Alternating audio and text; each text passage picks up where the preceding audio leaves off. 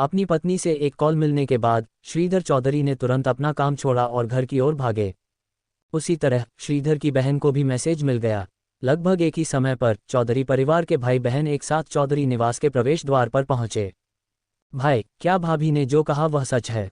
शीला ने गाड़ी से उतरते ही तुरंत पूछा। श्रीधर के चेहरे पर ज्यादा भाव नहीं थे। तुम्हारी भाभी ने कहा कि वह हमारी मां की तरह दिखती है, लेकिन हमें पुष्टि करने के लिए अभी और जांच पड़ताल करने की जरूरत है। शीला ने उत्साह से तालियां बजाईं। अगर यह सच में ऐसा है तो ये लगभग तय है। हाँ, बाद में पूर्वी के सामने अपने हाव भाव पर काबू रखने की कोशिश करना। जैसे ही वे अंदर जा रहे थे, श्रीधर रुके, अचानक अपना सिर घुमाया और अपनी बहन से यह कहा। शीला, जो अभी अभी उत्साहित थी, का दिल तुरंत बैठ गया। उसकी नाराजगी स्पष्ट थी। क्या वह हमारी बहन को ढूंढने से नाखुश हो सकती है?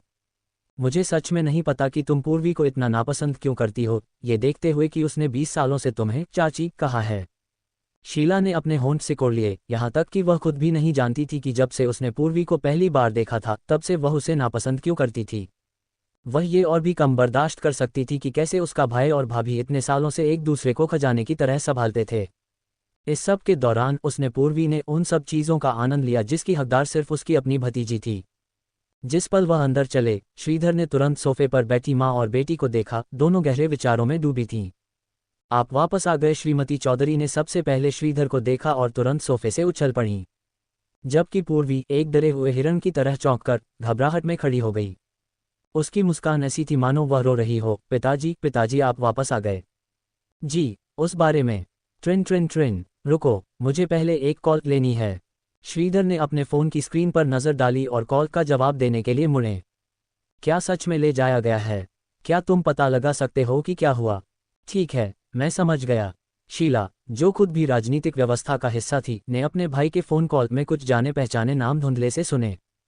कॉल के बाद श्रीधर के हाव भाव को देखते हुए उसने अनुमान लगाया, खन्ना परिवार। श्रीधर ने गंभीरता से सिर हिलाया। खन्ना परिवार इस बार खत्म हो गया। शीला ने अविश्वास में कहा, यह असंभव है ना? आखिरकार खन्ना परिवार हाल ही में काफ़ी उभरती हुई शक्ति रहा है। पूर्वी अपने पिता और चाची की बातचीत को एक भी शब्द छोड़े बिना ध्यान से सुन रही थी। उसका दिल और भी ज्यादा घबरा गया था। अगर खन्ना परिवार गिर गया तो अजय। बेशक वह अजय के लिए चिंतित नहीं थी, बल्कि अपने खुद के भविष्य के लिए। आखिरकार अजय उसके परिवार के अलावा उसका सबसे बड़ा सहारा था। वह अपने माता पिता और रिश्तेदारों से ज्यादा उस पर भरोसा करती थी, खासकर ऐसे समय में जब उसे मदद की सबसे ज्यादा जरूरत थी। साहब, मैडम, वे जबरदस्ती अंदर घुस आए, मैं उन्हें रोक नहीं सकी। मुसीबतें एक के बाद एक आईं। विशेष उपकरणों स्पीशी इक्विपमेंट में सजे लोगों का एक समूह चौधरी परिवार की नौकरानियों और नौकरों के प्रतिरोध को नज़रअंदाज करते हुए सीधे घर में घुस आया। शीला गुस्से में थी। तुम कौन हो? तुम क्या चाहते हो? उसने सीधे परिसर कॉम्पाउंड के सुरक्षा गार्डों सिक्योरिटी गार्ड्स को फोन मिलाया, लेकिन उसके आश्चर्य का ठिकाना न रहा। फोन का कभी जवाब नहीं आया। श्रीधर बहुत शांत हो गए और ये देखकर गुस्सैल शीला को रोकने के लिए आगे बढ़े। एक संयमित आवाज में पूछा, क्या बात है? मौजूदा स्थिति पहले ही बहुत कुछ बयां कर रही थी। चौधरी परिवार का परिसर कॉम्पाउंड सरकारी अधिकारियों और उनके परिवारों का घर था, जिसकी रखवाली कई लोग करते थे, और यह ऐसी जगह नहीं थी जहां कोई भी बिना किसी का ध्यान गए चुपके से घुस सके। और शीला का वह अनुत्तरित कॉल, साथ ही गार्ड्स की मौजूदा कोई प्रतिक्रिया न देना। इन लोगों ने श्रीधर के सवाल को नज़रअंदाज कर दिया। मुखिया ने अपनी जेब से एक तस्वीर फोटो निकाली और अपने सामने खड़े कई लोगों से उसका मिलान किया। फिर उसने अपनी नज़रें पूर्वी पर टिका दी और अपनी उंगली उठाते हुए घोषणा की, इसे ले चलो। नहीं, तुम नहीं कर सकते श्रीमती चौधरी। अपनी बेटी की रक्षा करते हुए उस व्यक्ति की बांह पकड़ ली और नहीं छोड़ी। जी, कुछ कहिए, वे किस हक से हमारी बेटी को ले जा रहे हैं? शीला, हालांकि आम दिनों में पूर्वी को पसंद नहीं करती थी, लेकिन वह चुपचाप खड़े होकर अपने परिवार के सदस्य को बिना किसी स्पष्ट कारण के उनके घर से ले जाते हुए नहीं देख सकती थी। अगर उन्होंने ऐसा होने दिया तो दरवाजे से बाहर निकलने के बाद चौधरी परिवार की क्या इज्जत रह जाएगी? वह तुरंत हस्तक्षेप करने के लिए आगे बढ़ी, लेकिन उसे श्रीधर ने रोक दिया, जो स्थिति को ज्यादा स्पष्ट रूप से देख रहे थे। तेजी से इस सब को खन्ना परिवार के साथ जो हो रहा था उससे जोड़ रहे थे। उनकी चिंताएं उमड़ पड़ीं। श्रीधर ने पूछा, मैं बस ये जानना चाहता हूं, मेरी बेटी पर किस अपराध का आरोप है? एक महत्वपूर्ण राष्ट्रीय संरक्षित व्यक्ति, इंपॉर्टेंट नेशन प्रोटेक्टेड पर्सन की हत्या का संदेह? नहीं, यह असंभव है। मेरी बेटी ऐसा नहीं कर सकती। ये सुनकर श्रीमती चौधरी की पकड़ सदमे में ढीली पड़ गई और वह खबर के प्रभाव से कई कदम पीछे हट गईं। उसे ले चलो। आदेश पर लोहे और इस्पात के इन आदमियों का कोई रहम दिखाने का इरादा नहीं था, और उन्होंने पूर्वी को, जो अभी भी आंखें फाड़े मुंह खोले पूरी तरह से घबराई हुई और प्रतिक्रिया करने में असमर्थ थी, बेरहमी से पकड़ा और बिजली की गति से भगा ले गए। भाई पूर्वी, शीला और अपनी पत्नी की चिंता और सदमे की तुलना में श्रीधर को अचानक एहसास हुआ कि लगभग 20 सालों तक उसे पालने के बाद वह इस दत्तक बेटी के बारे में बहुत कम जानते थे। चौधरी परिवार की तुलना में खन्ना परिवार अब पूरी तरह से उलट-पुलट हो गया था, पूरी तरह से अराजकता में डूब गया था। अभिमन्यु को पूछताछ के लिए ले जाने की खबर खन्ना परिवार तक तुरंत पहुंच गई। पहले तो खन्ना परिवार के बुजुर्ग अभी भी शांति से कारण तलाश सकते थे और समाधान ढूंढ सकते थे, लेकिन बुरी खबरें एक के बाद एक आती रहीं। ज्यादा समय नहीं बीता था कि उन्होंने सुना कि अजय को टूटे हुए अंगों के साथ विद्यालय से ले जाया गया था। श्रीमती खन्ना वरिष्ठ ये सुनने के बाद मौके पर ही बेहोश हो गईं। श्रीमान खन्ना वरिष्ठ भी अपना सीना पकड़े हुए थे, खुद को भी ढहने से बचाने के लिए तेजी से कई आपातकालीन दवा की गोलियां, इमरजेंसी मेडिसिन पिल्स निगल रहे थे। दिल्ली विश्वविद्यालय के परिसर कैंपस से गुजरते हुए जयदीप, एक अलग थलग और कलात्मक स्वभाव के साथ, ने कई छात्रों का ध्यान आकर्षित किया। पास से गुजरती कई छात्राओं ने छिपकर अपने फोन निकाले और विभिन्न कोनों से जयदीप की तस्वीरें, फोटोज खींची। इन प्रतिक्रियाओं का सामना करते हुए जयदीप ने भव्य को घृणा का भाव दिखाया। अपनी बेचैनी को दबाते हुए वह दिल्ली विश्वविद्यालय के जीव विज्ञान विभाग, डिपार्टमेंट ऑफ बायोलॉजी की ओर बढ़ा। सिया, एक सुंदर लड़का तुम्हें ढूंढ रहा है। सहपाठी, जो पहले ही सिया की उपस्थिति से दबे हुए थे, इस चिल्लाहट पर चौंक गए और उत्सुकता से अपनी गर्दन बाहर निकालकर देखने लगे। सिया ने बाहर झांका, फिर इत्मीनान से अपनी चीजें इकट्ठी कीं। उसकी धीमी गति ने उसके सहपाठियों को बेचैन कर दिया, जो इतने उत्सुक थे कि वे लगभग उसकी मदद करना चाहते थे। इतने अविश्वसनीय रूप से सुंदर आदमी को इंतजार कराना, क्या उसे जरा भी अपराधबोध महसूस नहीं हुआ? जयदीप, एक सफेद कमीज में, दीवार से सटा हुआ, पारदर्शी कांच की खिड़की से सिया पर अपनी नजरें टिकाए हुए, उसे जल्दी करने के लिए नहीं कह रहा था, बस इंतजार कर रहा था। जब सिया कक्षा के दरवाजे से बाहर निकली तो उसने उसे एक नज़र देखा। उसके चेहरे के भाव अपरिवर्तित थे, उसकी गति अपरिवर्तित थी, और वह हल्के से जयदीप के पास से गुजर गई। यकीन मानो, ये सिया छात्रा ही है, उस तरह का आत्मसंयम, सुंदरता के प्रलोभन का विरोध करने वाला, वह आदर्श है जिससे हम सभी को सीखना चाहिए। लड़कियों को सच में सिया छात्रा से सीखना चाहिए और इतनी सती नहीं होना चाहिए। पुरुष छात्रों के एक समूह ने बाहर जयदीप को शत्रुतापूर्ण नजरों से देखा, उसे लगातार स्पष्ट तिरस्कार के साथ घूर रहे थे, क्योंकि वह सुंदर आदमी प्रशंसकों को शहद की तरह आकर्षित कर रहा था। आखिरकार, एक आदमी में अच्छे रूप रंग का क्या फायदा? एक हाजिर जवाब और सारगर्भित आत्मा ही असली चीज है। तस्क, छात्राएं अपनी आंखें घुमाती रहीं और फिर तुरंत अपना ध्यान हटा लिया। लड़ाई को पुरुष छात्रों के साथ जुबानी जंग करने के लिए सफलतापूर्वक पुनर्निर्देशित कर दिया। हालांकि उसने परवाह न करने का नाटक किया, फिर भी जयदीप को बहुत असहज महसूस हुआ। यहाँ उसकी उपस्थिति पर एक संक्षिप्त, आश्चर्यजनक नज़र के अलावा वह किसी भी बेतरतीब छात्र से अलग नहीं लग रहा था, जो बगल में पाठ्य पुस्तकों को दबाए, बिखरे बालों और कांच की बोतल के तले जितनी मोटी ऐनक लगाए घूम रहे थे। उनकी आंखों में कोई जुनून नहीं था, केवल हल्की प्रशंसा थी, जैसे एक प्रदर्शन खिड़की में एक सुंदर गुड़िया को देख रहे हों। इसने जयदीप को, जो शेनहुआ विश्वविद्यालय में एक देवता की तरह पूजे जाने का आदी हो गया था, पूरी तरह से अलग थलग महसूस कराया। और सिया के उदासीन रवैये ने उसे गहरी चोट पहुंचाई। उसने उसे इस तरह नज़रअंदाज करने की हिम्मत कैसे की? जयदीप ने हल्की सी भवें से कुढ़ी, अपने आने का कारण याद किया और केवल भावहीन चेहरे के साथ सिया के पीछे चल सका। सिया, जो आगे चल रही थी, जयदीप की नाजुक आंतरिक उथल-पुथल का अंदाजा नहीं लगा सकती थी। भले ही उसे पता होता, वह बस उपहास ही करती। उन्हें उनके मंचों पर बहुत ऊंचा उठा दिया गया था। ये शेनहुआ विश्वविद्यालय नहीं है, यहाँ के छात्रों द्वारा पूजी जाने वाली और विश्वास की जाने वाली एकमात्र चीज़ें ज्ञान और बुद्धिमत्ता हैं। एक सेकंड रुको। जयदीप ने सिया का पीछा किया और ये देखकर कि सामने वाले व्यक्ति का रुकने का कोई इरादा नहीं था, उसे पुकारने के लिए मजबूर होना पड़ा। सिया ने ऐसा व्यवहार किया जैसे उसने सुना ही न हो, बिना किसी विशिष्ट नाम के उल्लेख के, कौन जाने पीछे से किसे बुलाया जा रहा था। पहले कभी किसी ने उसे इस तरह नज़रअंदाज नहीं किया था। जयदीप, जो शायद ही कभी किसी या किसी चीज़ की परवाह करता था, ने अपने आमतौर पर शांत रहने वाले दिल में गुस्से की एक लहर महसूस की। जिन लोगों को उसने कभी महत्वहीन समझा था, उन्होंने उसके साथ ऐसा व्यवहार करने की हिम्मत कब से की? अरे सिया, रुको। सिया उसे देखने के लिए मुड़ी। क्या तुम मुझे बुला रहे हो? कोई काम है? ऐसा लगता है कि हम एक दूसरे को नहीं जानते। जयदीप ने अपनी ओर इशारा किया। तुम कहने की हिम्मत करती हो कि तुम मुझे नहीं जानती? उसके शब्दों ने उसे और भी ज्यादा गुस्सा दिलाया, लेकिन यह महसूस करते हुए भी कि सिया ये जानबूझकर कर रही थी, जयदीप अपनी भावनाओं को दबाने में कामयाब रहा। क्या ये तुमने अजय के साथ किया था? जयदीप ने सीधे अपना संदेह व्यक्त किया। हालांकि यह एक सवाल था, लेकिन उसके लहजे में जो निश्चितता थी वह सिया को भड़काने वाले के रूप में दोषी ठहराती लग रही थी। या यूं कहें, भले ही सिया ने इसे खुद आयोजित नहीं किया हो, लेकिन वह निश्चित रूप से इसमें गहराई से शामिल होनी चाहिए। फिर भी जयदीप बाद वाली संभावना के पक्ष में ज्यादा झुका हुआ था। उन्होंने सभी ने सिया की जांच की थी। वह अत्यधिक साधारण महिला थी, अच्छे अकादमिक प्रदर्शन के अलावा कुछ भी उल्लेखनीय नहीं था। यही वजह थी कि उन्होंने उसे अपने खेल के लिए लक्ष्य के रूप में चुनने की हिम्मत की थी। भले ही अजय उसके साथ कुछ ज्यादा करना चाहता, वह बस इसे सह सकती थी। लेकिन इस पल अंतिम परिणाम यह था कि सिया उसके सामने पूरी तरह से खड़ी थी, जबकि अजय को अपमानजनक तरीके से ले जाया गया था। ये ठीक वही हिस्सा था जिसे जयदीप समझ नहीं पा रहा था। सिया की आंखें एक मुस्कान में बदल गईं, मानो वह जयदीप के शब्दों के पीछे का मतलब नहीं समझ रही हो। छोटे युवा श्रीमान, अजय का मुझसे बिल्कुल कोई लेना देना नहीं है। आप हम दोनों को एक साथ कैसे जोड़ सकते हैं? जयदीप, क्योंकि अजय चाहता था इसलिए मैंने तुम्हें नाराज किया। सिया, छोटे युवा श्रीमान, अजय मेरे साथ कुछ बुरा करना चाहते थे। आप ऐसा क्यों कहेंगे कि उन्होंने मुझे नाराज किया? सिया सच में हैरान लग रही थी, भ्रम में अपना सिर टेढ़ा कर लिया। लेकिन भले ही उन्होंने मुझे नाराज किया हो, अपनी पतली बाहों और टांगों के साथ, मैं वैसे भी उनका कुछ नहीं बिगाड़ सकती थी, है ना? जयदीप, तुम? सिया ने थोड़ा मुंह फुलाया, अधीरता दिखाते हुए। अगर तुम ऐसे व्यर्थ के मुद्दों पर मेरा समय बर्बाद करने आए हो तो मुझे माफ करना, मेरा समय बहुत कीमती है। सिया ने जयदीप की प्रतिक्रिया का इंतजार नहीं किया और तेजी से चली गई। जयदीप अभी भी एक स्पष्टीकरण मांगने के लिए उसका पीछा करना चाहता था, लेकिन जैसे ही वह तेजी से पीछे मुड़ा, एक भूरे रंग की चारखाने वाली कमीज पहने एक युवक अचानक कोने से बाहर निकला। आदमी सिर झुकाए गलती से जयदीप से टकरा गया।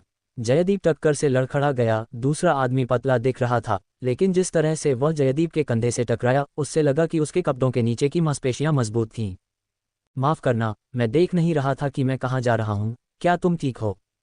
युवक ने ऊपर देखा। उसके चेहरे पर एक बड़ा चढ़ाकर पेश किया गया दोषी भाव था, और उसने जयदीप की बांह पकड़ ली, छोड़ने से इनकार कर दिया। लगातार पूछताछ कर रहा था।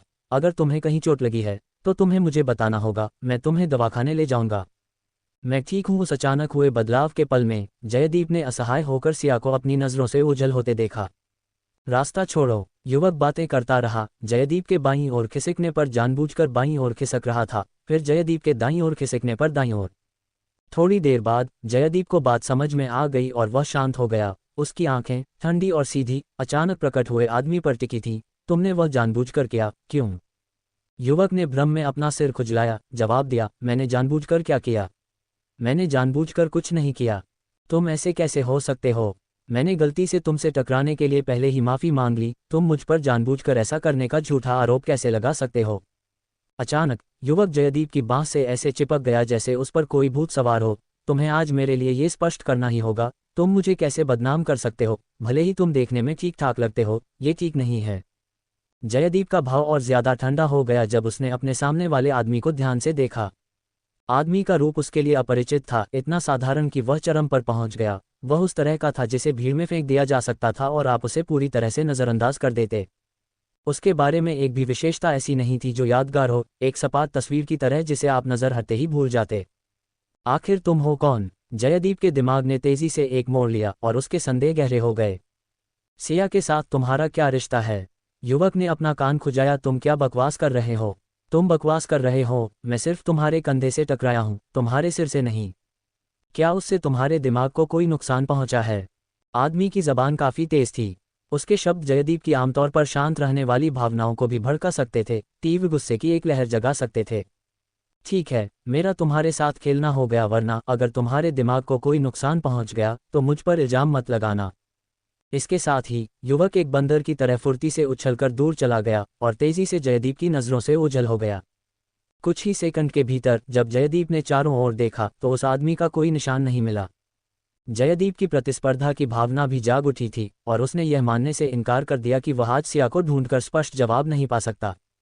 लेकिन इससे पहले कि वह अपने विचारों पर अमल कर पाता, उसका दूरभाष बज उठा। ये घंटी ध्वनि उसके करीबी परिवार के सदस्यों के लिए अनूठी थी। जयदीप, तुम इस समय कहाँ हो?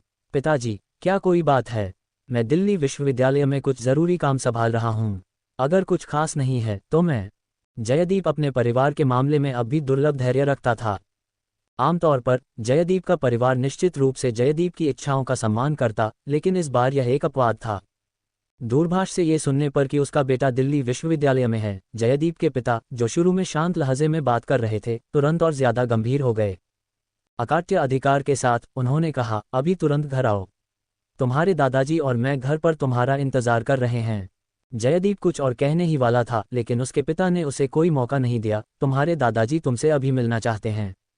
अगर जयदीप के परिवार में कोई ऐसा था जो जयदीप को बिना सवाल किए आज्ञा मानने पर मजबूर कर सकता था, तो वह अकेले श्रीमान जयशंकर दादाजी थे।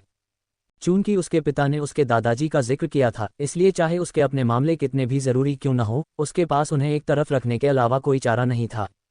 जयदीप ने अपने दिमाग में दिन भर की सभी घटनाओं को छाना और महसूस किया कि एक भी चीज सुचारू रूप से नहीं हुई थी।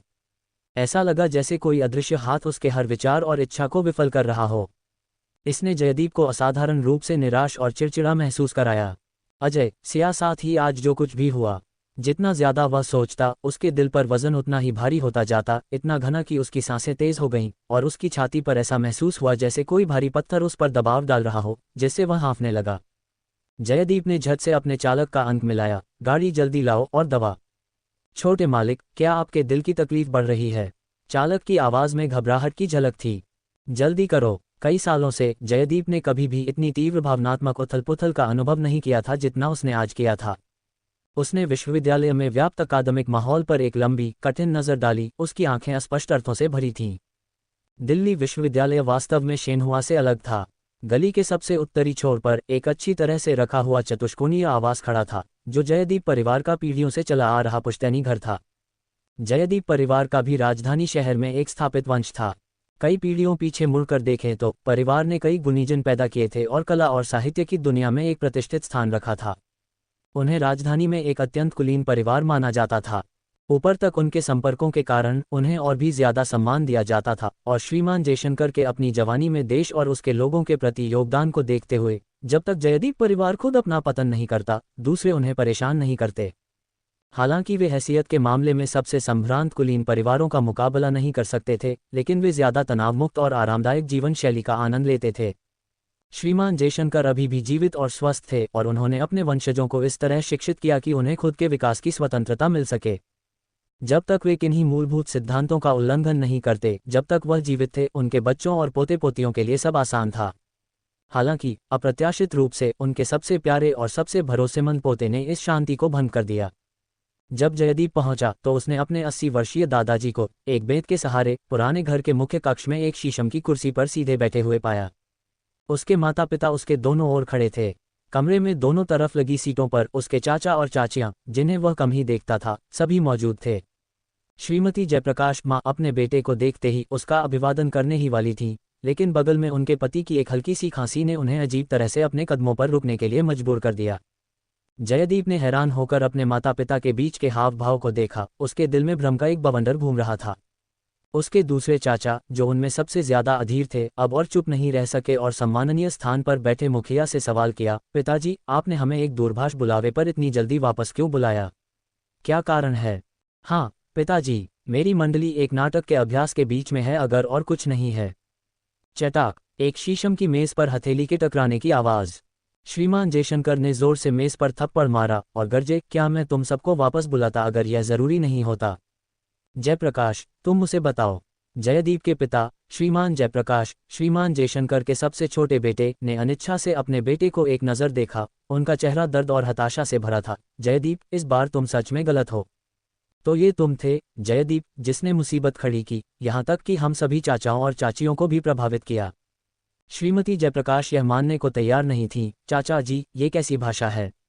हमारे जयदीप ने महज गलत संगत रखी, उसने कुछ बुरा नहीं किया। श्रीमान जयशंकर ने गुस्से में हकार भरी, गनीमत है कि वह शामिल नहीं था। अगर वह उस खन्ना लड़के की तरह होता तो तुम शायद उसे अभी यहाँ नहीं देख पाते। जैसे ही उसके करीबी दोस्त का नाम लिया गया, जयदीप ने तेजी से पूछा, दादाजी, क्या आप जानते हैं कि अजय के साथ क्या हुआ?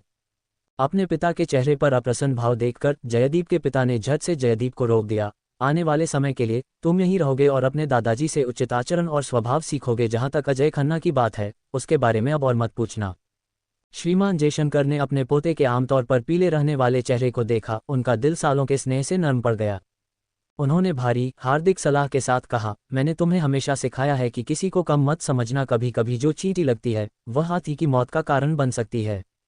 जयदीप और पूछने ही वाला था, लेकिन श्रीमान जयशंकर ने थके हुए अंदाज में अपना हाथ हिलाया और बस वहां मौजूद सभी पर अपनी नज़र घुमाई। याद रखना, हमारे जयदीप परिवार की आज यह हैसियत इसलिए है क्योंकि हम जानते हैं कि ठीक से व्यवहार कैसे करना है, कभी भी उन रेखाओं और मूलभूत सिद्धांतों को मत छूना। जयप्रकाश के परिवार को छोड़कर बाकी सब जा सकते हैं। मुखिया से एक बकवास भाषण जैसा लगने वाला भाषण सुनने के लिए इतनी जल्दी वापस आने के बाद हर कोई अप्रसन्न था, लेकिन वे कुछ नहीं कर सकते थे। कुछ शब्द बड़बड़ाने के बाद वे तितर बितर हो गए। अब केवल जयदीप और उसका निकटतम परिवार ही बचा था। श्रीमान जयशंकर ने अपने पसंदीदा पोते को एक जटिल नज़र से देखा और धीरे से आह भरी, जयदीप, भविष्य में खन्ना परिवार से अपनी दूरी बनाए रखना और कुछ भी फालतू मत करना। जयदीप ने तुरंत उस दिन की अपनी हरकतों के बारे में सोचा जब वह सिया को ढूंढने गया था। अजय खन्ना ने किसी ऐसे व्यक्ति से पंगा लिया है जिससे उसे नहीं लेना चाहिए था, इसके बाद उसका संभलना मुश्किल होगा। जयदीप ने अविश्वास में पूछा, आपका मतलब है सिया? ये कैसे हो सकता है? वह बहुत क्रूर और शातिर है। अजय बस उसके साथ एक हानिरहित मजाक कर रहा था और वह उस बात के लिए उसे नष्ट करना चाहती है। अपने बेटे के शब्द सुनकर जयदीप के पिता एक पल के लिए सन्न रह गए, फिर गुस्से में जयदीप के मुंह पर एक थप्पड़ मारा। मूर्ख, क्या मैंने तुम्हें यही सिखाया है? जयदीप के पिता को हमेशा इस बात का अंदाजा नहीं था कि उनका घमंडी और अभिमानी बेटा इतना भोला हो सकता है। भोलापन इस हद तक की मूर्खता। खन्ना परिवार के दोनों बेटे चौधरी परिवार की बेटी को जबरदस्ती जांच पड़ताल के लिए ले जाया गया और जल्द ही यह खबर हलकों में गूंजने लगी।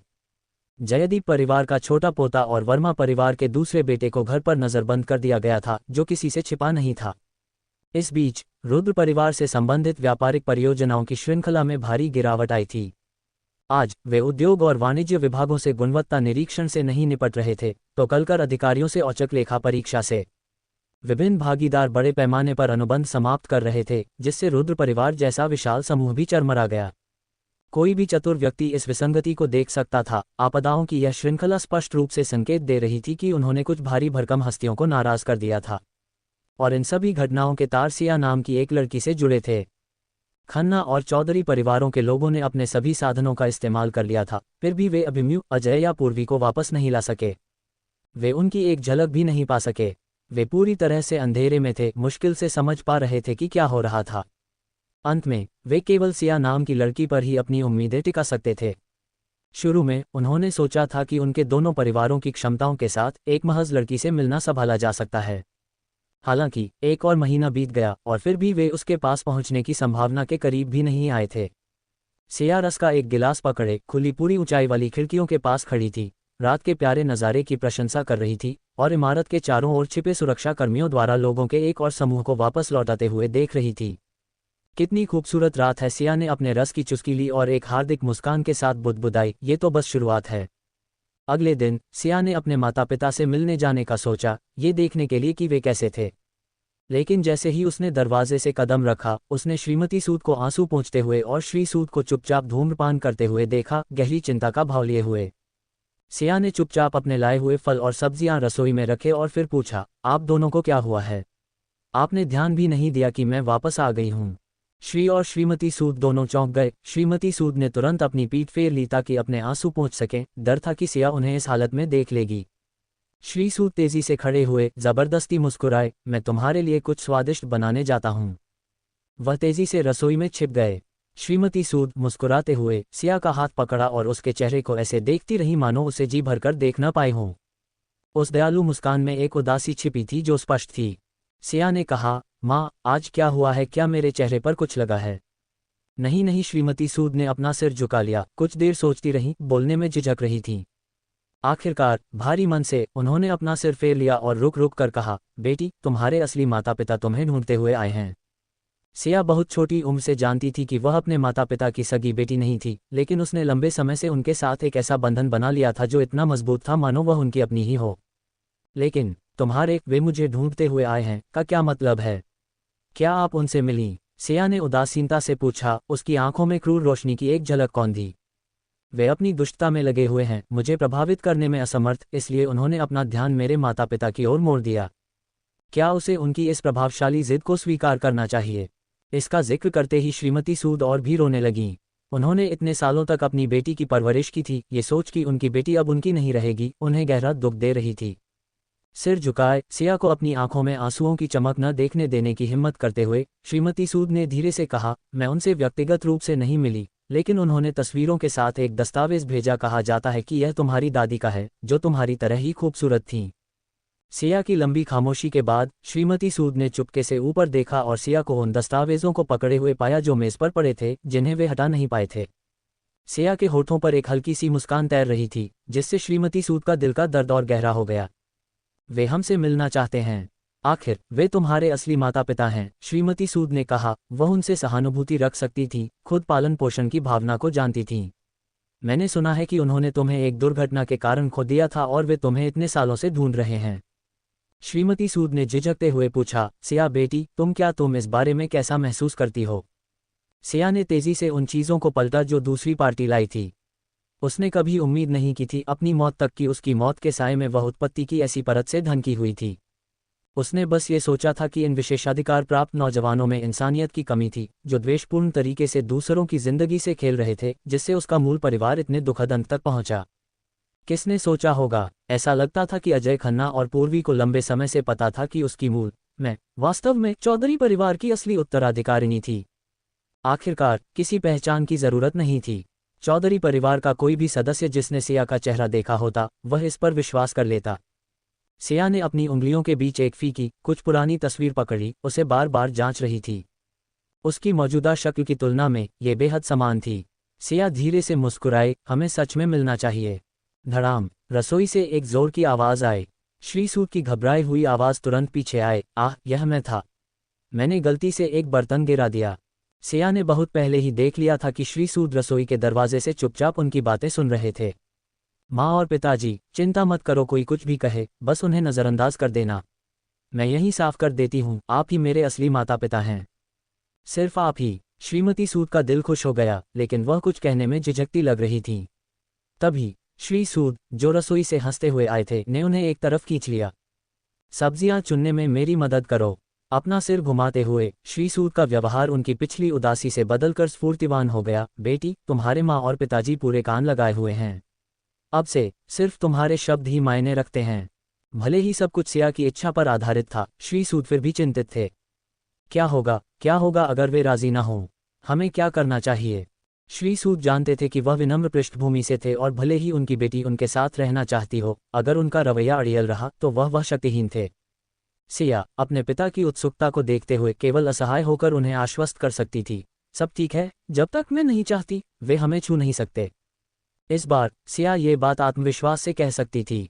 उसका नवीनतम शोध देश को प्रस्तुत किए जाने के लिए तैयार था। जी, कैसी है, कोई खबर? पूर्वी की माँ श्रीमती चौधरी ने उत्सुकता से पूछा। श्रीधर चौधरी ने थके हुए अंदाज में अपना सिर हिलाया, कोई नहीं। और सिया के बारे में? श्रीमती चौधरी ने उम्मीद से अपने पति की ओर देखा। उन्होंने सब कुछ सोच लिया था। पहले दूसरी पार्टी अपनी असली पहचान नहीं जानती थी, लेकिन अब जब वह समझ गई थी, चाहे जिज्ञासा से या किसी और कारण से, वह निश्चित रूप से उनसे मिलना चाहेगी। श्रीधर चौधरी ने फिर भी अपना सिर हिलाया। अब हम उसके दत्तक माता पिता तक भी नहीं पहुंच सकते। क्या सिया वह बेटी नहीं है जिसे तुमने खो दिया था? क्या वह अपने सगे माता पिता को नहीं देखना चाहती? बगल से एक चुभती हुई आवाज ने बीच में ही टोक दिया।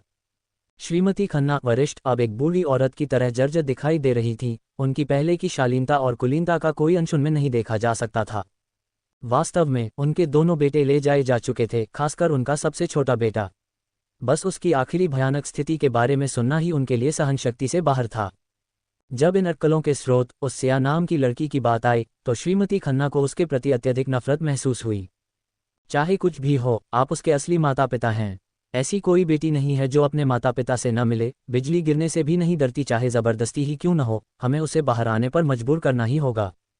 मेरा अभिमन्यु और अजय अभी भी पीड़ित हैं, उसे बेफिक्र रहने का क्या अधिकार है? श्रीमती खन्ना एक पागल औरत की तरह थीं, हाथ पैर पटक रही थीं और बेतहाशा चिल्ला रही थीं। श्रीमान खन्ना वरिष्ठ केवल अपनी पत्नी को काबू में कर सकते थे। उलझन में पड़े चौधरी दंपत्ति की ओर मुड़कर अजीब तरह से माफी मांगी। वह बस अपने बेटे के लिए चिंतित है, उसकी मानसिक स्थिति बहुत अच्छी नहीं है।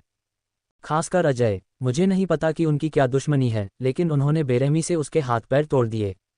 यहाँ तक कि श्रीमान खन्ना की आंखों में भी गहरी छिपी तीव्र नफरत भरी थी।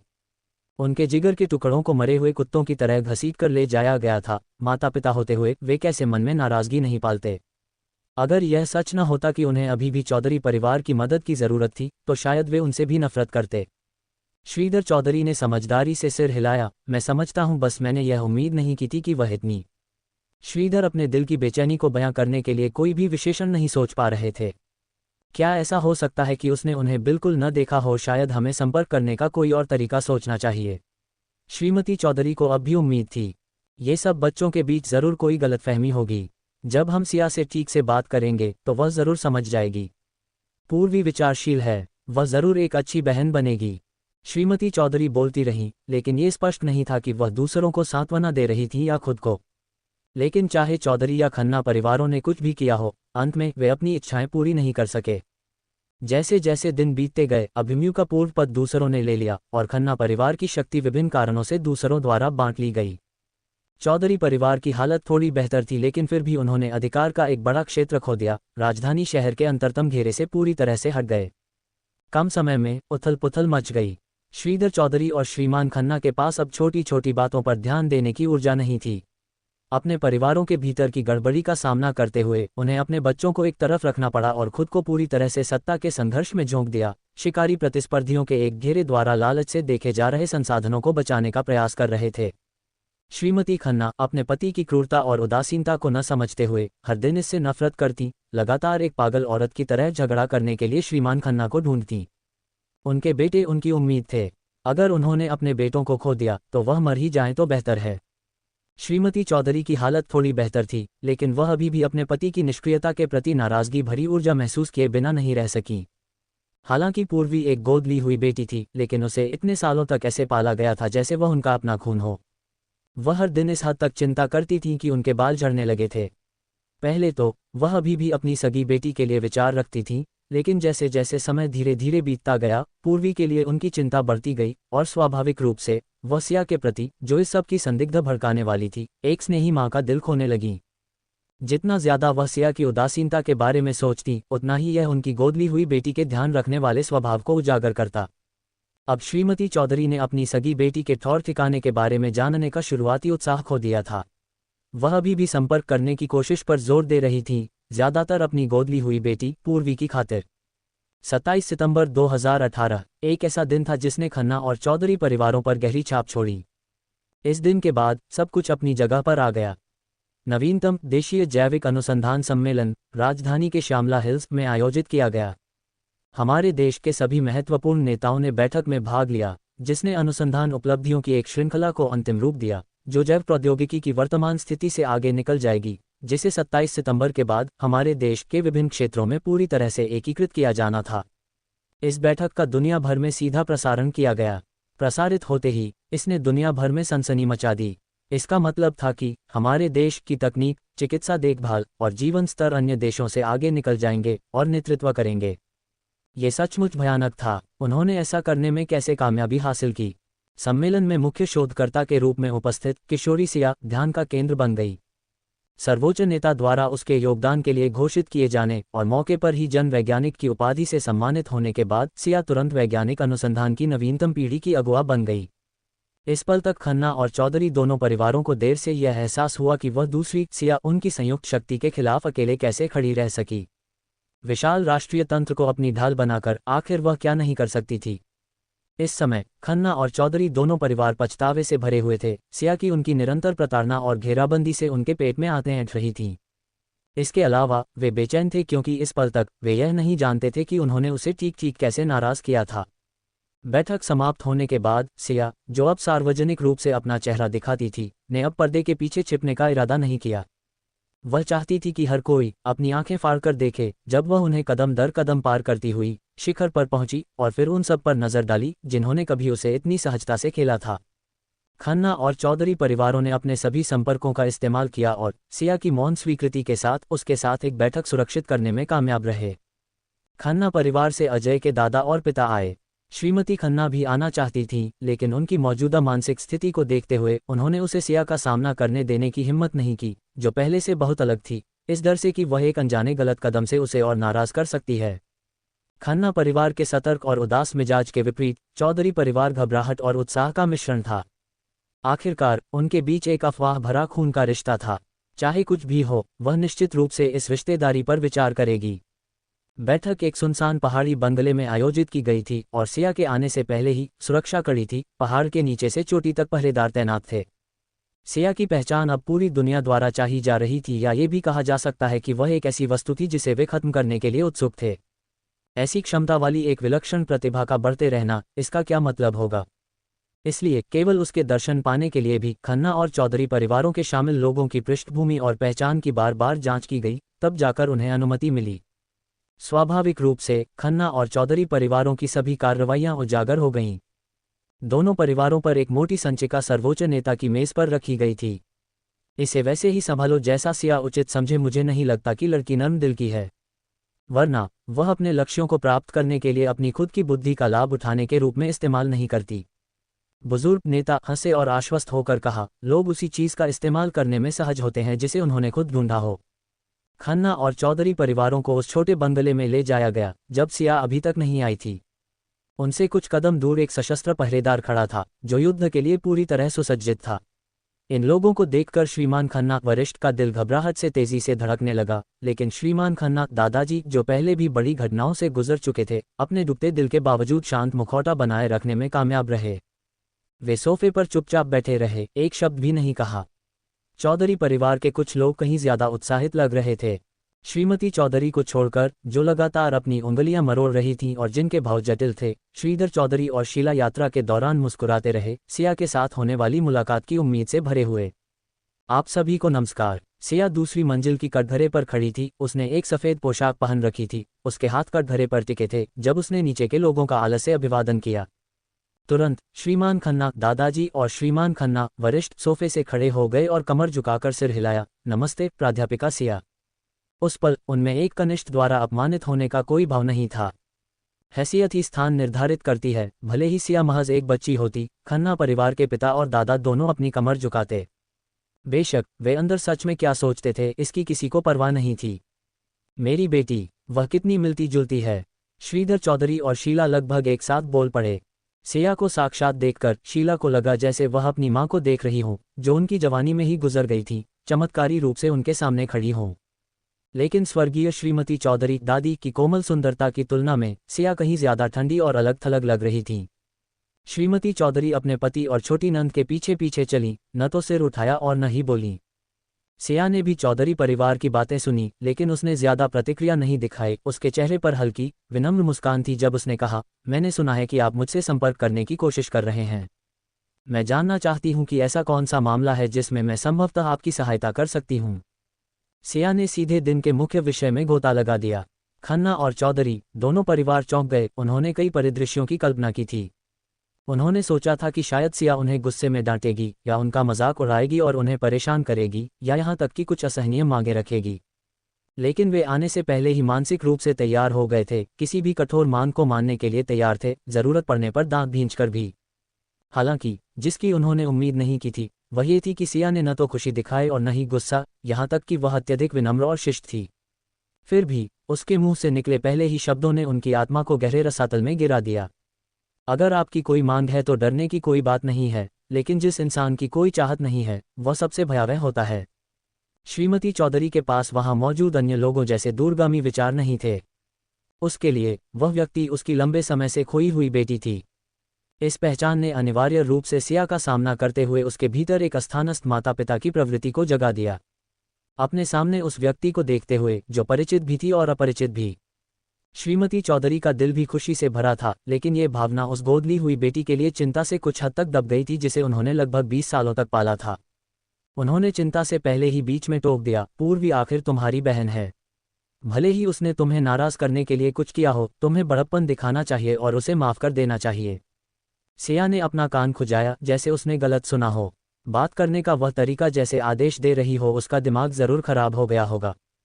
कौन सी बहन? मेरे माता पिता की केवल एक ही बेटी है। हमने कोई भाई बहन की कस्में नहीं खाई हैं, तो तुम्हारी बेटी मेरी बहन कैसे हो सकती है? सिया की मुस्कान काफी हद तक फीकी पड़ गई। उसका मुंह एक जबरदस्ती की हंसी में बदल गया। उसे यह स्थिति हास्यास्पद लगी। क्या उसने अभी कहा कि वह फिर से उनकी बेटी बनना चाहती है? कितनी धृष्टता। जब श्रीधर चौधरी और शीला ने श्रीमती चौधरी की बातें सुनी तो उन्हें लगा कि मुसीबत खड़ी होने वाली है। आम दिनों में वे अपनी पत्नी भाभी को इतना मूर्ख नहीं समझते थे। ऐसा क्यों था कि महत्वपूर्ण क्षण में ही चीजें बिखर गईं? इतने सालों के अलगाव के बाद दूसरे की परवरिश किए बिना मिलते ही खून के रिश्तों का इस्तेमाल करके दूसरे पर दबाव डालना, कोई भी इसे बर्दाश्त नहीं करता। यहाँ मौजूद विलक्षण प्रतिभाओं में से इस दुर्लभ को तो छोड़ ही दें। और श्रीमती चौधरी, क्या आप सच में अपनी बेटी को समझती हैं? क्या आप जानती हैं कि उसने क्या किया है? सिया ने चुटकी बजाई और दस्तावेजों का एक गट्ठर चौधरी परिवार के सदस्यों को थमा दिया गया। कृपया, श्रीमती चौधरी ने ज्यादा खुश न होते हुए दस्तावेज लिए अब भी बड़बड़ा रही थी। ऐसा कैसे हो सकता है कि मैं अपनी बेटी को न समझूं जिसे मैंने इतने सालों तक पाला है। वह हमेशा आज्ञाकारी और विचारशील रही है। इससे पहले कि वह अपनी बात पूरी कर पाती, श्रीमती चौधरी ने अचानक अपनी आंखें फाड़ ली। उनके चेहरे पर एक भूतिया भाव था। कांपते हाथ पन्ने दर पन्ने पलट रहे थे, उन्मादी और अविश्वासी।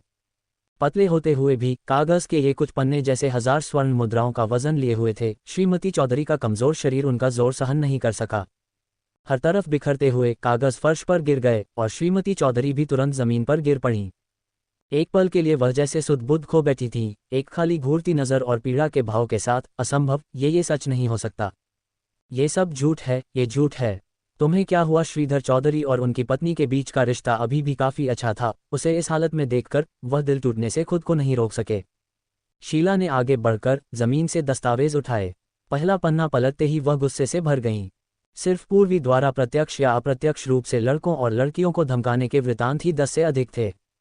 हर मामले में पूर्वी अपनी हरकतों में बेहद गुप्त थी, इतना कि उसके आसपास किसी ने ध्यान नहीं दिया कि उसका आंतरिक स्वभाव कितना काला था। हर पीड़ित के उत्पीड़न के कारण हमेशा हास्यास्पद रूप से तुच्छ होते थे। शायद यह उस दिन था जब पूर्वी का मिजाज खराब था और किसी ने इत्तफाक से उसके जैसे ही कपड़े पहन लिए, या शायद उनके किसी व्यवहार ने उसे घृणित महसूस कराया।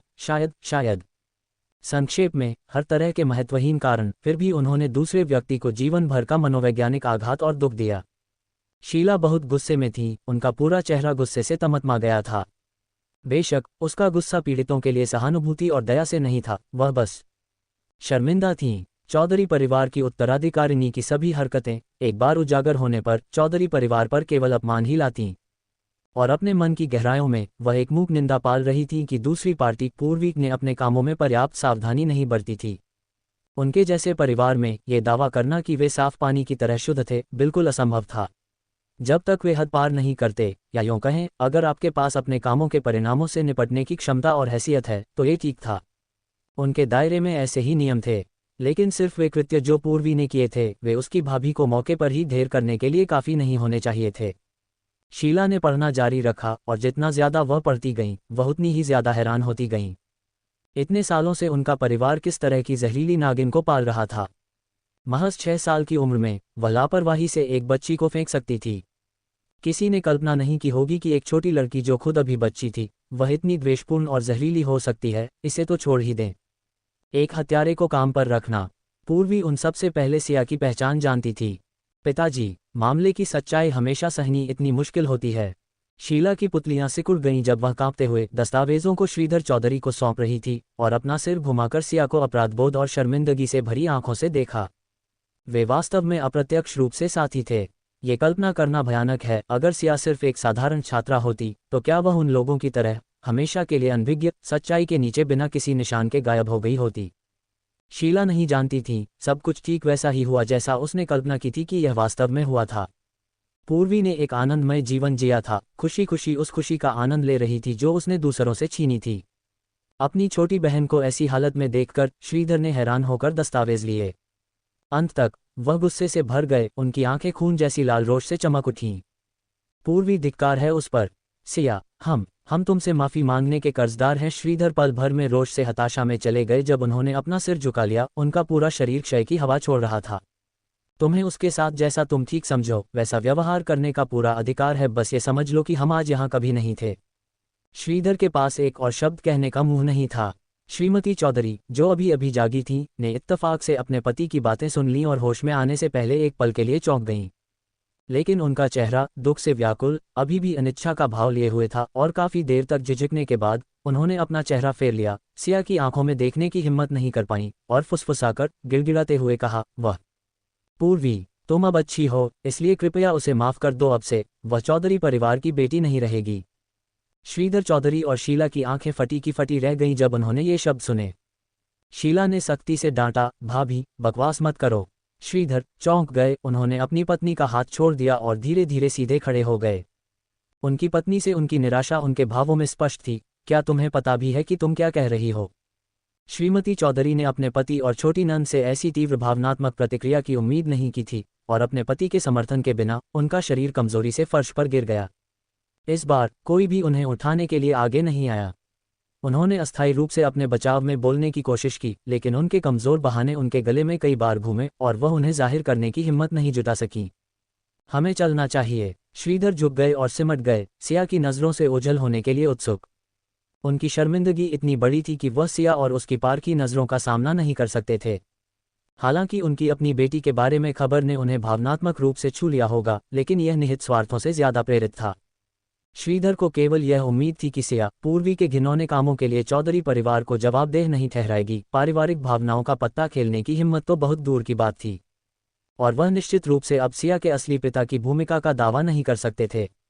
खन्ना परिवार ऐसे नाटकीय दृश्य को देखते हुए भी बोलने की हिम्मत नहीं कर सका। श्रीमान खन्ना दादाजी का दिल बैठ गया। अजय की भावनाएं चौधरी परिवार की उस सदस्य पूर्वी के प्रति कुछ हद तक उन्हें ज्ञात थीं। ये पूरी तरह से संभव था कि अजय ने पूर्वी की खातिर उनके सामने खड़े व्यक्ति के साथ कुछ किया हो। एक हिस्से को संभालने के बाद सिया खन्ना परिवार के 2 बचे हुए सदस्यों की ओर मुड़ी, एक मुस्कान के साथ जो कुछ हद तक मीठी थी, जिससे श्रीमान खन्ना वरिष्ठ का दिल इतना धड़क उठा कि वह लगभग अपनी जेब में हाथ डालकर अपनी आपातकालीन गोलियों में से एक को अपने मुंह में डालने ही वाले थे। दस्तावेजों का वही सेट खन्ना परिवार के पिता और दादा के सामने पहुंचा दिया गया। कुछ मानसिक तैयारी के साथ श्रीमान खन्ना दादाजी ने शुरू से अंत तक पढ़ा। शुरुआत में उनके चेहरे के कुछ अनैच्छिक झटकों के अलावा जितना ज्यादा वे पढ़ते गए, उनके भाव उतने ही शांत होते गए। अंत में उन्होंने धीरे से दस्तावेज बंद कर दिए और काफी देर तक खामोश रहे। श्रीमान खन्ना दादाजी ने अपने सामने बैठी तनाव मुक्त सिया को देखा, जो स्पष्ट रूप से उनके फैसले का इंतजार कर रही थी। अगर सिया खन्ना परिवार को पूरी तरह से नष्ट करना चाहती तो वह इस बैठक की व्यवस्था नहीं करती। एक पल में श्रीमान खन्ना दादाजी के दिमाग में कई विचार कौंध गए। हमारे खन्ना परिवार में कभी कोई ऐसा नहीं रहा जिसने अनुशासनिक उल्लंघन या अपराध किया हो। जब अजय ने अपराध किया है तो कृपया कानून के अनुसार उससे निपटें और खन्ना परिवार को कोई शिकायत नहीं होगी। इन शब्दों के साथ श्रीमान खन्ना दादाजी ने संकेत दिया कि खन्ना परिवार ने आधिकारिक तौर पर अजय को त्याग दिया था। श्रीमान खन्ना वरिष्ठ हालांकि अनिच्छुक थे, क्योंकि अजय वह बेटा था जिसमें उन्होंने वास्तव में बहुत भावनाएं निवेश की थीं। उसे छोड़ना मुश्किल था। पिताजी अजय। श्रीमान खन्ना दादाजी की अधिकारपूर्ण नज़र उनकी ओर उठी और श्रीमान खन्ना वरिष्ठ धीरे धीरे चुप हो गए। बस अभिमन्यु, तुम क्या सोचती हो? सिया मुस्कुराई, दूसरे की समझदारी से खुश। ये संगठन द्वारा बस एक नियमित जांच है। अगर कुछ भी गलत नहीं है तो वह कुछ दिनों में वापस आ जाएगा। यह अच्छा है। परिवार के किसी काम न आने वाले एक वंशज का त्याग करना दूसरे काबिल को बचाने के लिए श्रीमान खन्ना दादाजी का एक निर्णायक कदम था। सिया खुद को ये सोचने से नहीं रोक सकी, सत्ता सच में एक अद्भुत चीज है। जाहिर है, जीवन और मृत्यु का फैसला करना नशे की लत बन सकता है। कोई आश्चर्य नहीं कि इतने सारे लोग शीर्ष पर चढ़ने के लिए उत्सुक रहते हैं। अगले दिन अभिमन्यु खन्ना को रिहा कर दिया गया। वह घटना के पीछे की पूरी कहानी बहुत स्पष्ट रूप से समझ गया। ये सब मेरी गलती है, काश मैंने पहले थोड़ा और पूछ लिया होता। अभिमन्यु ने उम्मीद नहीं की थी कि जिस छात्रा की जांच उसने अपने भाई से करवाई थी वही हर चीज का कारण थी। वे अजय के प्रति बहुत ज्यादा उदार रहे थे, लेकिन अब भले ही अभिमन्यु पछतावे से भर गया हो, ये बेकार था। जिस लड़की को वे सिर्फ एक चींटी समझते थे वह अब ऐसी नहीं थी जिसे वे अपनी मर्जी से नचा सकें। यहाँ तक कि अजय के साथ होने वाले बर्ताव के बारे में भी उन्होंने ज्यादा सवाल पूछने की हिम्मत नहीं की। श्रीमती खन्ना वरिष्ठ अभिमन्यु की वापसी से बहुत खुश थीं और उनकी हिम्मत काफी बढ़ गई थी, लेकिन जल्द ही उन्हें एहसास हुआ कि उनका सबसे प्यारा छोटा बेटा उसके साथ वापस नहीं आया था। अजय कहाँ है? श्रीमती खन्ना वरिष्ठ ने चारों ओर देखा, लेकिन अजय को नहीं देखा। खन्ना परिवार के अन्य सदस्य केवल इंतजार में खामोश रह सके। श्रीमान खन्ना दादाजी ने अपनी बेत जोर से पटकी, तीखेपन से कहा, अब से उस आवारा का जिक्र मत करना। पिताजी, आप क्या कह रहे हैं? आप हमेशा अजय को सबसे ज्यादा संजोते थे, है ना? श्रीमान खन्ना दादाजी ने ठंडक से हकार भरी कोई जवाब नहीं दिया, और भले ही श्रीमती खन्ना वरिष्ठ पूछना जारी रखना चाहती थी, उन्हें अभिमन्यु ने रोक दिया। माँ, बस करो, क्या तुम देख नहीं सकती कि दादाजी और पिताजी बहुत अधीर हैं? अभिमन्यु चिढ़ा हुआ और निराश दोनों था। उसकी भव्य महत्वाकांक्षाएं और आकांक्षाएं ऐसी परीक्षा के बाद पूरी तरह से बिखर गई थीं। और यह सब उसके भाई अजय की वजह से था। उसके प्रति उसका पूर्व स्नेह अंततः उसके भविष्य के विनाश से हुई निराशा से खत्म हो गया। अभिमन्यु, वह तुम्हारा अपना भाई है। तुम इतने बेरहम कैसे हो सकते हो?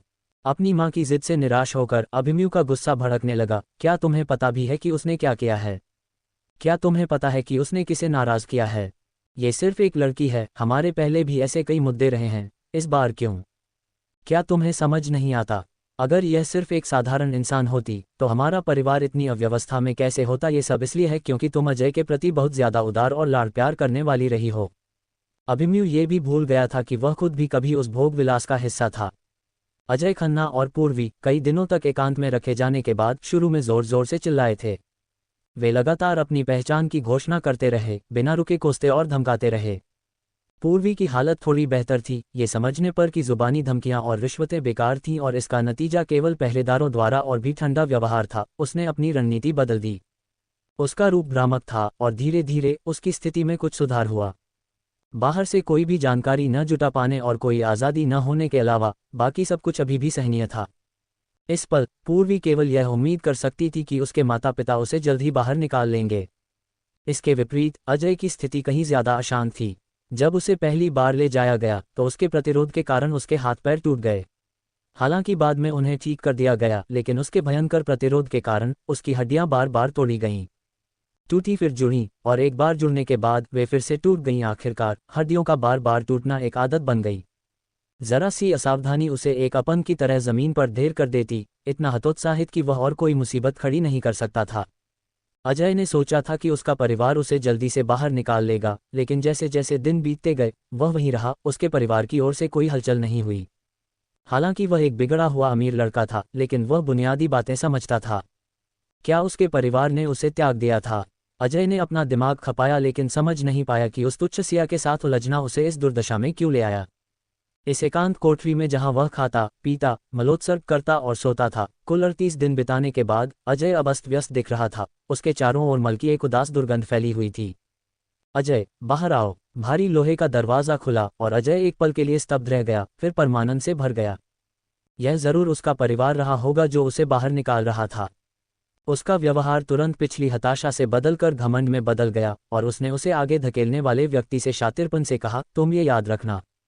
अजय की धमकियों का सामना करते हुए विरोधी के अधीनस्थ ने जबरदस्ती मुस्कुराते हुए और जोर से धक्का दिया। कड़ाक के साथ अजय की कोहनी शक्तिहीन रूप से लटक गई, जिससे उसे असहनीय पीड़ा हुई।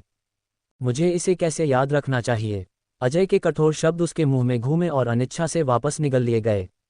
यहाँ के लोग बेरहम थे और यहाँ अपने समय के दौरान उसने उनके तरीके देखे थे। बाहर निकलने के बाद वह हिसाब बराबर कर लेगा। अजय बांह लटकाए कुछ नर्म लहजे में बोला, क्या तुम मेरी बांह ठीक नहीं करने वाले हो? उसकी हड्डियों से कड़ की आवाज ने उसकी रीढ़ में सिहरन दौड़ा दी और अजय ने एक और तीव्र दर्द सहा, लेकिन इस बार उसने खामोशी में अपने होंठ भींच लिए। उसकी आंखें तीव्रता से उसके सामने वाले आदमी की पीठ पर टिकी थीं। जिस दृश्य की अजय ने कल्पना की थी वह नहीं हुआ। उसे एक और एकांत कक्ष में ले जाया गया।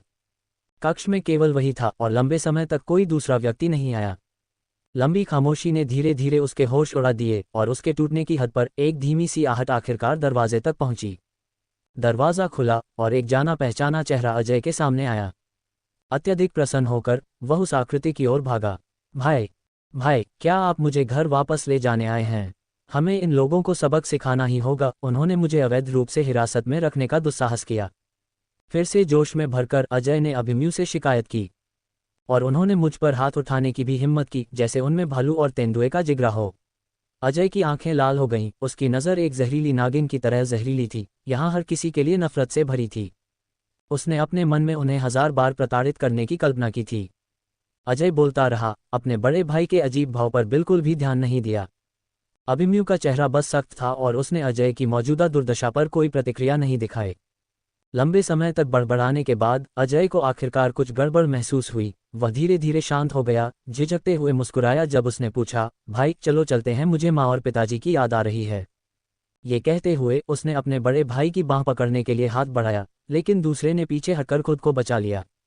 अभिमन्यु ने अपने छोटे भाई को गहराई से और असहाय होकर देखा, फिर चुपचाप कक्ष की इकलौती कुर्सी पर बैठ गया।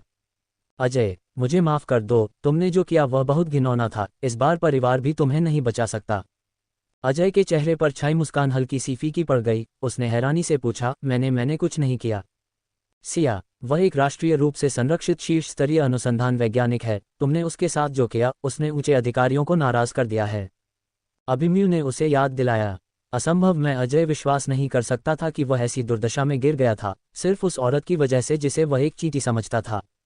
तुम्हें उसे उकसाने की क्या जरूरत थी? अभिमन्यु अब भी अपने भाई के प्रति गहरी नाराजगी रखता था। समय समाप्त, तुम्हें अब जाना होगा। खाली कक्ष में अचानक किसी कोने से एक आवाज आई और दरवाजा बाहर से खोला गया। इससे पहले कि अजय वह कह पाता जो उसे कहना था, अभिमन्यु दृढ़ता से खड़ा हो गया, एक गहरी नज़र के साथ, बस एक वाक्यांश छोड़ा, अपना ख्याल खुद रखना, और बाहर चला गया। जब दरवाज़ा बंद होने की भारी आवाज़ उसके कानों तक पहुंची, तब अजय को आखिरकार अपनी दुर्दशा याद आई। उसने पागलों की तरह बंद दरवाजे पर पीटना शुरू कर दिया, चिल्लाते हुए, मुझे बाहर निकालो। फिर उसने एक कुर्सी उठाई और उसे दरवाजे पर दे मारा, लेकिन दरवाज़ा टस से मस नहीं हुआ, और बहुत ज्यादा जोर लगाने से उसके हाथ अनिवार्य रूप से चट के साथ टूट गए और वे फिर से भंग हो गए। इस बार अजय को आखिरकार डर का एक संकेत महसूस हुआ। एक हताश आतंक धीरे धीरे उसके शरीर में फैल गया। उस पल का उसका सारा घमंडी तिरस्कार कुछ भी नहीं रहा। जल्द ही सिया के इशारे पर अजय को वहां से ले जाया गया और पुरुषों के पहले कारागार में डाल दिया गया। इस जगह पर बेहद खूंखार किस्म के लोग कैद थे। अजय जैसे बिगड़े हुए अमीर बच्चों के लिए ये भेड़ियों के झुंड में भटकते एक मेमने की तरह था, जिसका जिंदा निगला जाना तय था। यहाँ के लोगों के लिए अजय सबसे घिनौना था, और अपने पहले ही दिन उसने अमानवीय अपमान सहा। अजय ने सोचा कि सबसे बुरी संभव विपत्तियां पहले ही घट चुकी थीं, लेकिन उसे क्या पता था कि और भी विनाशकारी घटनाएं उसका इंतजार कर रही थीं। कारागार में संपर्कों वाले बहुत से लोग थे, और जल्द ही अजय की पृष्ठभूमि की गहन जांच की गई, जिससे उसके साथी कैदी और भी ज्यादा बेलगाम हो गए। अजय के नाजुक नैननक्श, मांसल, हटे कट्टे आदमियों के समूह के बीच अलग ही दिखते थे। कुछ आदमी, जो कई दिनों से औरत के बिना थे, खुद को उस पर नजरें गड़ाने से नहीं रोक सके। एक गंजे आदमी ने शाम को नहाने के समय का फायदा उठाया, अजय को घसीटकर एक कोने में ले गया। आसपास के लोग, जो ऐसे नज़ारों के आदी थे, मजाक करते और खुशी से हंसते रहे।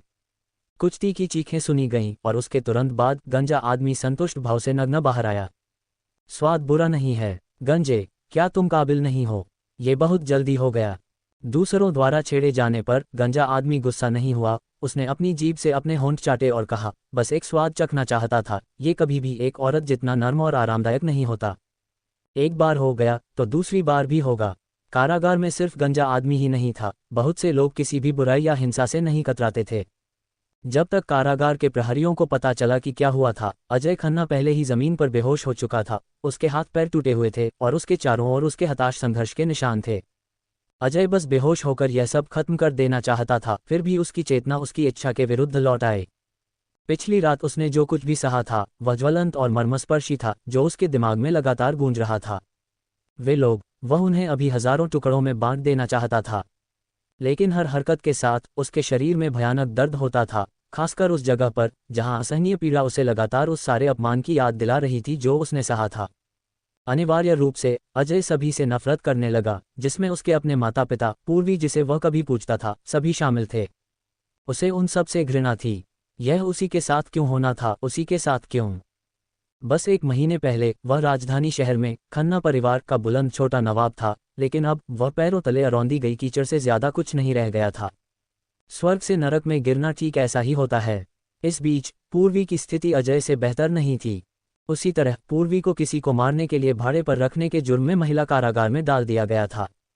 आपसी व्यवहार की वे तरकीबें, जो पूर्वी के लिए पहले कभी विफल नहीं हुई थीं, इस जगह पर बेकार थीं।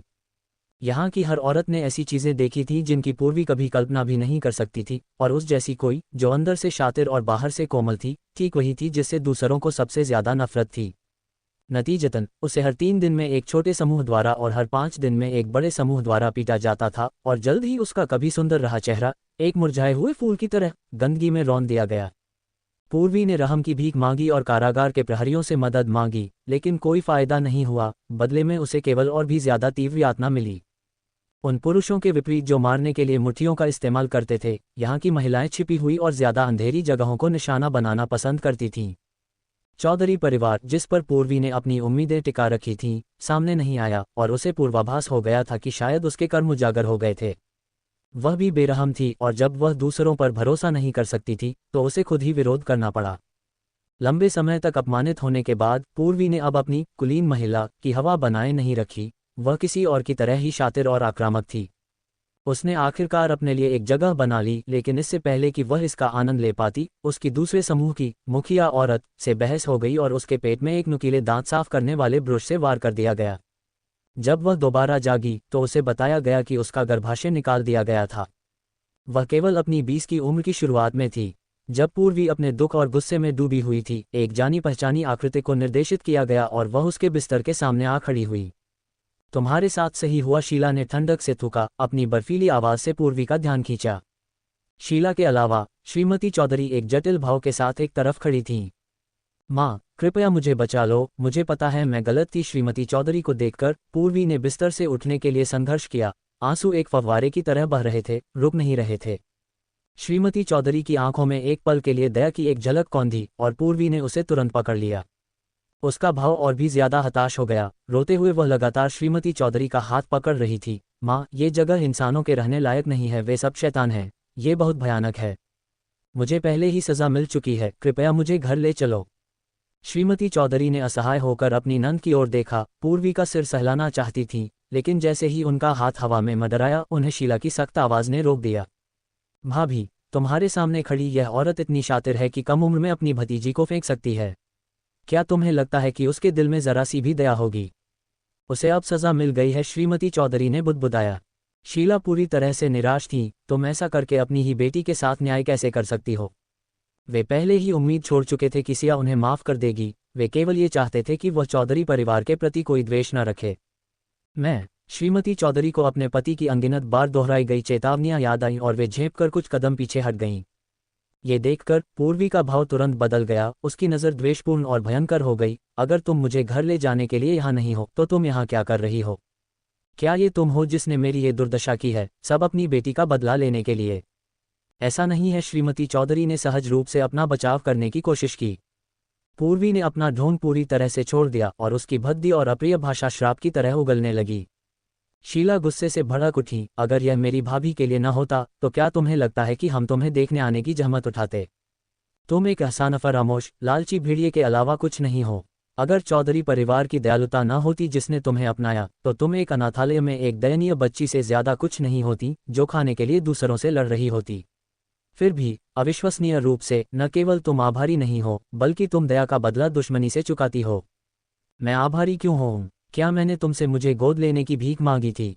और अगर तुमने मुझे गोद लिया तो तुम्हें दूसरा बच्चा पैदा करने का क्या अधिकार था? पूर्वी के शब्दों से श्रीमती चौधरी का दिल ठंडा पड़ गया। वह हमेशा खुद को ये समझाने की कोशिश करती रही थी कि जिस लड़की को उन्होंने इतने सालों तक पाला, वह इतनी स्वार्थी और ठंडे दिल की इंसान नहीं थी। लेकिन हकीकत अक्सर एक क्रूर झटका देती है। कुछ लोगों का असली स्वभाव उनके जीन्स में पहले से ही तय होता है। भाभी, अब तुम अपनी उम्मीदें छोड़ सकती हो। चलो चलते हैं। पूर्वी ने ये देखकर कि श्रीमती चौधरी सच में जाने की तैयारी कर रही थी, घबरा गई और पछतावे की एक लहर उठी जो पिछली बार से ज्यादा मजबूत थी। उसे इतनी आवेगी होकर काम नहीं करना चाहिए था। श्रीमती चौधरी उसकी आखिरी उम्मीद थी। माँ, मत जाओ, मैं गलत थी।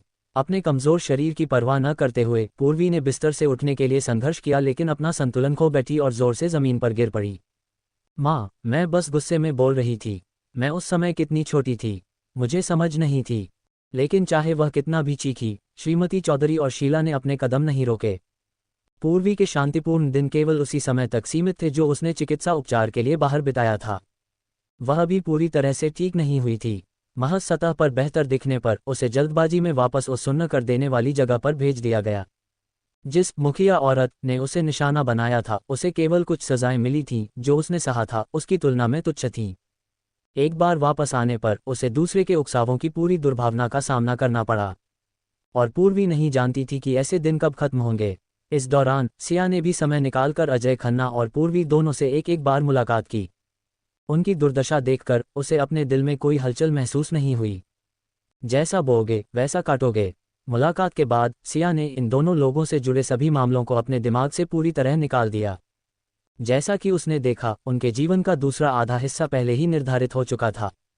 वह उनकी जिंदगी नहीं चाहती थी। कभी कभी एक दयनीय अस्तित्व ही किसी के लिए यातना का सबसे गंभीर रूप होता है। न ही उसे इस बात की चिंता थी कि इन दोनों के बाहर निकलने के बाद खन्ना परिवार या चौधरी परिवार उनकी मदद करेगा। जब तक वह अपनी कीमत बनाए रख सकती थी, वह हमेशा उनसे ऊपर रहेगी। सूरज अतिरिक्त अध्याय। इस दौरान बस घर पर रहो और कहीं मत जाओ। सूरज ने अपने बड़े भाई विक्रम वर्मा की बात सुनी और पलटकर जवाब देना चाहा, लेकिन वह बस बल प्रयोग से अभिभूत हो गया। क्या उसे घर में नज़रबंद किया जा रहा था? घटनाएं इस हद तक पहुंच गई थीं और वह पूरी तरह से चकित था। वह महज वापस आकर खन्ना परिवार के साथ हुए मुद्दों के बारे में पूछना चाहता था। नतीजतन उसे अपने ही भाई द्वारा घर में कैद कर दिया गया। इसके अलावा उसे अब तक यह एहसास नहीं हुआ था कि उसके भाई विक्रम की टांग बहुत पहले ही ठीक हो चुकी थी और उनके दादाजी इस बारे में जानते थे। केवल उनके माता पिता ही अब तक यह मानते थे कि दूसरा विक्रम जिंदगी भर पहिया कुर्सी से बंधा रहेगा, भद्देपन और खींच के साथ हंगामा करते हुए। उसके प्रति उसके दादाजी के रवैये से यह स्पष्ट था कि उसके अपने परिवार ने अपनी कृपा खो दी थी। अब खन्ना परिवार के मामलों में दखल मत दो, यह ऐसा कुछ नहीं है जिसके बारे में तुम्हें पूछताछ करनी चाहिए। विक्रम को भी डर था कि उसका भोला चचेरा भाई अनजाने में कुछ मूर्खतापूर्ण न कर बैठे और स्थिति में वापस न आ जाए, इसलिए उसने थोड़ी सी जानकारी दी। तो मुझे बताओ, अजय और बाकी लोगों को क्या हुआ? चाहे सूरज ने कितनी भी पूछताछ की, वह अपने भाई का मुंह नहीं खुलवा सका। सूरज पूरी तरह से असहाय था, अस्थायी रूप से अपनी आज़ादी को भी नियंत्रित करने में असमर्थ था, बाकी सब तो दूर की बात थी। इस अवधि के दौरान उसे जयदीप और रुद्र से भी बुलावा आया। हालांकि इससे पहले कि वे ज्यादा कुछ कह पाते, विक्रम ऐसे प्रकट हो जाता जैसे उस पर कोई निगरानी यंत्र लगा हो, हमेशा ठीक समय पर पहुंच जाता और सीधे उसका दूरभाष ले लेता। आखिरकार जब उसके भाई ने कृपा करके उसे बाहर जाने दिया तो उसे लगा जैसे बाहर सब कुछ काफी बदल गया हो। बस कुछ ही महीनों में खन्ना परिवार सत्ता के केंद्र से हाशिए पर पहुंच गया था और चौधरी परिवार भी अच्छा नहीं कर रहा था। सूरज ने चारों ओर पूछताछ की और कई अंदरूनी कहानियां जानी। हालांकि खुले तौर पर साझा किए जाने पर प्रतिबंध लगा दिया गया था, लेकिन हलकों में रहने वाले सभी लोग निजी तौर पर विवरण जानते थे। अजय ने उस लड़की को नाराज कर दिया था जिसका नाम उसने पहले सुना था। उसने एक बार अजय को वह व्यर्थ का खेल खेलने से रोका था, काश उसे पता होता। उस समय भले ही उसके भाईचारे के बंधन को खतरा होता, वह अजय की हरकतों को रोक देता। सूरज ने यह भी सुना था कि वह लड़की असल में चौधरी परिवार की सगी बेटी थी और उसे पूर्वी ने अपने ही हाथों से त्याग दिया था। ये अफवाहें सच थीं या झूठ, कोई भी निश्चित रूप से नहीं जानता था, क्योंकि किसी भी पक्ष ने कभी भी चौधरी परिवार के साथ किसी भी संबंध को स्वीकार नहीं किया था। इसके विपरीत दायरे में हर कोई जानता था कि उस लड़की ने खन्ना और चौधरी परिवारों के प्रति अपनी नाराजगी सार्वजनिक रूप से स्पष्ट कर दी थी। सूरज अपने बड़े भाई के साथ महत्वपूर्ण कार्यक्रमों में गया था और उसने उस लड़की को दूर से देखा था। वह एक शांत और उदासीन युवती थी, फिर भी जब वह हल्की सी मुस्कुराती तो किसी को ऐसा महसूस होता जैसे पूरी बर्फीली दुनिया पिघल गई हो। बाद में उसने उसे कई बार और देखा, हर बार वह और दूर चली जाती, जल्द ही इतनी पहुंच से बाहर हो गई कि उसका अपना भाई भी उस तक नहीं पहुंच सकता था। बहुत से लोग उसे घेरे रहते, हर तरह के खिताब, प्रशंसा और सराहना उस पर केंद्रित थीं। उसकी चकाचौंध खन्ना और चौधरी परिवारों के बिल्कुल विपरीत खड़ी थी। बिना कुछ कहे या किए बस उसकी निहित प्रसन्नता ही उन कभी महान रहे परिवारों को बिखरने और अलग होने के लिए काफी थी, उनकी पूर्व की महिमा पर एक छाया डाल रही थी। खन्ना परिवार ने राजधानी शहर से हटने का निर्णायक कदम उठाया, कुछ हद तक दूर दराज के शहर में विकास की तलाश की, जबकि चौधरी परिवार हालांकि गुजारा कर रहा था, अपने पहले के दिनों की तुलना नहीं कर सकता था और केवल तीसरे या चौथे दर्जे के आसपास मंडराता रहा। सूरज गहरे वफादार लोगों में से था, चाहे उसके भाइयों ने कितनी भी गलतियां की हों, उनके बीच का बंधन हमेशा बना रहा। उसने अपने बड़े भाई से लंबे समय तक मिन्नतें की, तब जाकर उसे आखिरकार अजय से मिलने का मौका मिला। यह एक बूंदाबांदी वाली दोपहर थी जब वह अजय के सामने बैठा, एक कांच और लोहे की सलाखों से अलग। सूरज विश्वास नहीं कर सकता था कि उसकी आंखों के सामने जो व्यक्ति था वह उसकी यादों का वही घमंडी, जोशीला आदमी था। उसके सामने वाले आदमी का चेहरा पीला था और शरीर कमजोर, उदास अंधेरे की एक आभा से ढंका हुआ। अजय की आंखों में एक मुर्दा शांति थी। सूरज को देखते ही उसकी पहली प्रतिक्रिया जोर जोर से चीखने की थी। वह लोहे की सलाखों को तोड़कर उसके पास भाग जाना चाहता था। सूरज इस अचानक की गई कार्रवाई से चौंक गया। चुप कारागार के प्रहरी ने एक लोहे की छड़ लहराते हुए महज एक नजर डाली और अजय तुरंत शांत हो गया। उसका शरीर बेकाबू होकर कांप रहा था, उसकी आंखों का डर सूरज के दिल में गहराई तक चुभ गया। अजय ने अपने उत्साह को दबाने की पूरी कोशिश की, उम्मीद से अपनी आंखें फैलाईं और लोहे की सलाखों को पकड़ लिया। सूरज, क्या तुम मुझे बाहर ले जाने आए हो? सूरज एक घबराहट में था और उसे ये भी नहीं पता था कि वह बाहर कैसे निकला। उसने उस दृश्य को फिर कभी याद करने की हिम्मत नहीं की।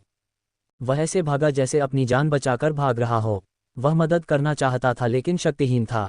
बाद में सूरज फिर से जयदीप और रुद्र से मिला। शेनहुआ विश्वविद्यालय के कभी के 4 सिपाही, उनमें से हर एक का भाग्य बहुत शोचनीय था। सूरज की तरह जयदीप को भी घटना की शुरुआत से ही उसके परिवार द्वारा घर में कैद कर दिया गया था। वह बाहर कदम नहीं रख सकता था। जब वे दोबारा मिले, सूरज ने महसूस किया कि दूसरे का ठंडा व्यवहार उसकी हड्डियों में और भी ज्यादा समा गया था। उनके बीच कोई शब्द नहीं थे, केवल कड़वी मुस्कानें थीं। जयदीप को और भी ज्यादा आत्मग्लानि महसूस हुई, यह मानते हुए कि हर चीज के लिए वह एक निर्विवाद जिम्मेदारी रखता था। उन्होंने पहली बार में वह शर्त क्यों लगाई थी? अजय के बेलगाम स्वभाव को जानते हुए उसे और सलाह देनी चाहिए थी, और तब शायद चीजें इस हद तक नहीं बढ़तीं। लेकिन अब पछतावे के लिए बहुत देर हो चुकी थी। रुद्र इतना भाग्यशाली नहीं था।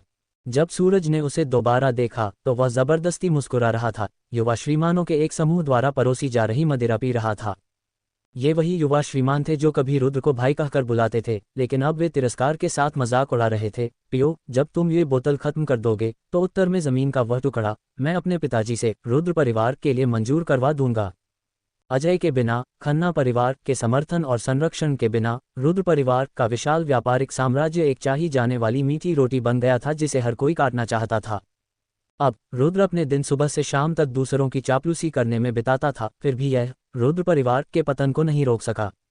धीरे धीरे कभी के करीबी भाई और दूर होते गए, और एक ऐसे शहर में जो न तो बड़ा था और न ही छोटा, वे मुश्किल से ही फिर कभी मिले। बहुत बाद में सूरज ने सोचा कि उसने उन्हें एक बार फिर देखा था। गाड़ी में बैठे उसने कांच की खिड़की से देखा और एक कोने में झुकी हुई एक लड़खड़ाती हुई आकृति देखी। चेहरा स्पष्ट रूप से अजय जैसा था। जब वह जल्दी में गाड़ी से बाहर निकला तो वह आकृति कहीं नजर नहीं आई। शायद उसने गलत देखा था। यही एकमात्र सांत्वना सूरज खुद को दे सकता था। वह पूर्वी से कभी नहीं मिला था, लेकिन उसने कुछ अफवाहें सुनी थीं। कुछ ने कहा कि उन्होंने उसे सड़क के कोने पर लाल बत्ती वाले इलाके में देखा था, भड़काऊ कपड़े पहने और मोहक अंदाज में बात करते हुए एक गिरी हुई औरत बन गई थी। दूसरों ने कहा कि कारागार से बाहर निकलने के बाद उसे एक थुलथुल आदमी ने रख लिया था। और फिर भी दूसरों ने कहा